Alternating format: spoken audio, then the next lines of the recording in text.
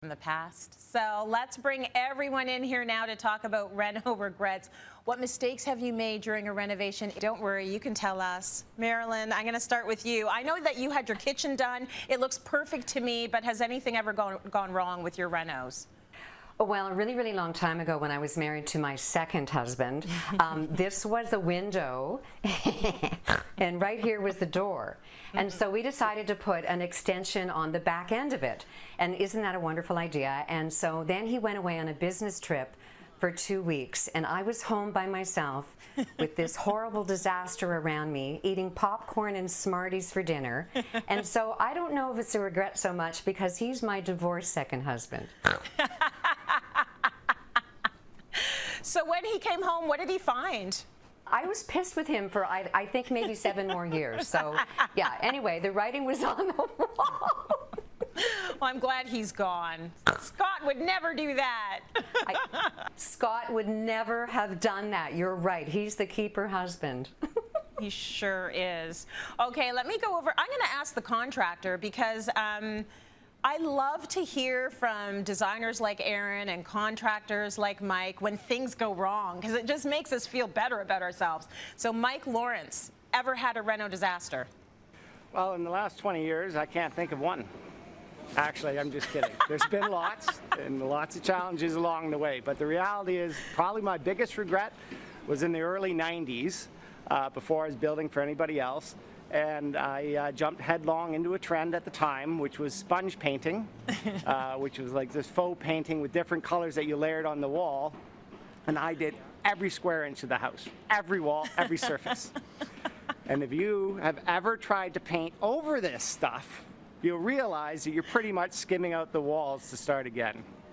So my advice would be, don't jump headlong into a trend. Yes, and that was a huge trend. We've got so many DIYs that happen on past Cityline episodes, and the sponge painting was the thing. So I hear you. Good advice there. Okay, Tracy P, I know that you've done some renovating in your space. Any issues there?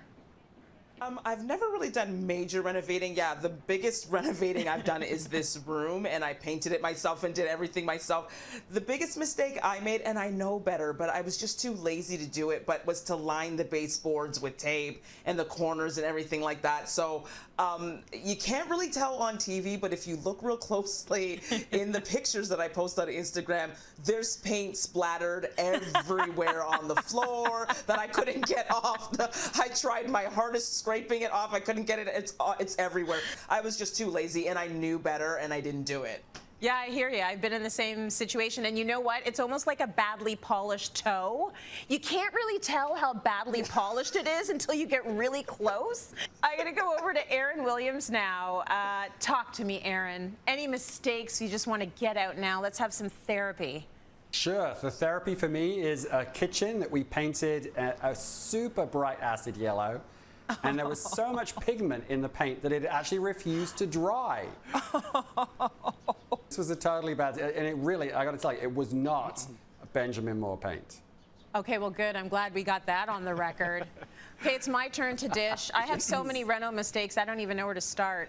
The biggest one, and by the way, yeah, I've been hosting Cityline for 12 years, and there's a decor day every week, so I should know some stuff. I have a faucet coming out of my laundry room wall that leads to nothing. Like, there's no sink there. There's no bucket even on the ground. I don't even know what we were thinking. It doesn't make any sense at all. When anybody goes into my little laundry room, they're like, what's this for? And I'm like, I don't know. I don't want to talk about it. So yes, we all make mistakes. We asked our viewers the same question.